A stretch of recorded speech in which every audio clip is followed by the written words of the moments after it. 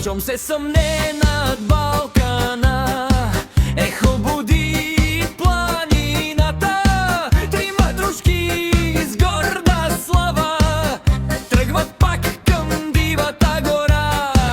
Илян Върбанов отпред върви, Пламен Бръмчиски свири словджийски мечти. Августинов кампани се смее от сърце. Щом Глиган излезе, няма кой да го спре. Хей, ловджи, на здраве сега! Домашна люта ракия вдигаме до небеса. И банатска теменуга във всяка чаша грей.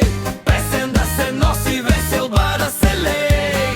Хей, дружина, сила и чест, сред гората няма страх, а само интерес. Щом се върнем словен ден, смях и песни има за всеки приятел верен.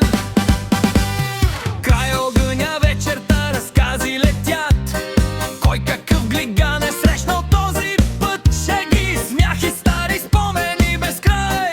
Ловджийската дружина знае своя рай. Илиян разлива руино вино, Пламен казва: хайде, още по едно. Августинов вдига тост с усмивка голяма. Приятелството струва повече от плячката сама. Балканът ще помни нашите следи, гора и песен вечно ще звънят.